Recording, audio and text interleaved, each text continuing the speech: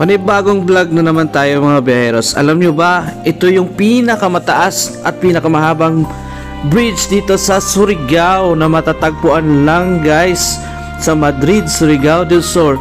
Sa sobrang sulit talaga guys ang tanawin dito guys, at para siyang afam bridge ng Surigao. Welcome sa Caracan Bridge ng Caracan, Madrid, Surigao del Sur biyaheros. Sa sobrang lawak ng lugar, napaka-peaceful naman guys, at sarap pumiyahe dito.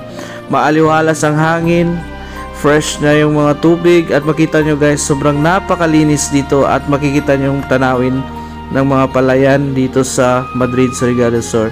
So ito ay inumpisa noong May 2024, at finally natapos na din siya, at hindi pa siya pwede pa daanan pero almost tapos na talaga siya guys.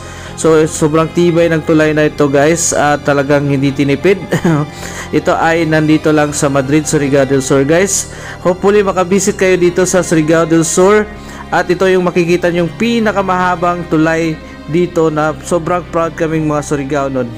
Matatawag natin siyang parang afam bridge ng Siargao Island. So pero sobrang haba nito guys, at talagang sulit na sulit yung adventure mo dito, at sarap mag-rides.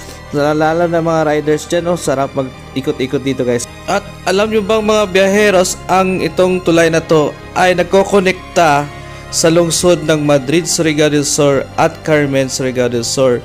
At ang lawak, ang haba nito guys ay nasa 510 meters long, at ito ay kinakonsidera ang pinakamahabang tulay dito sa Mindanao.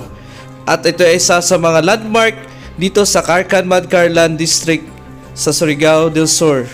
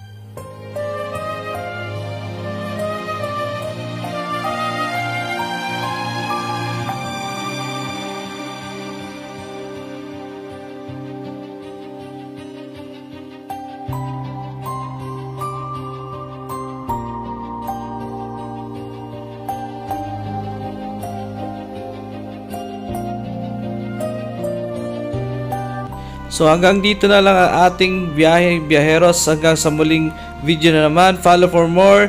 Don't forget to subscribe to Biyahe ni Welski. Paalam!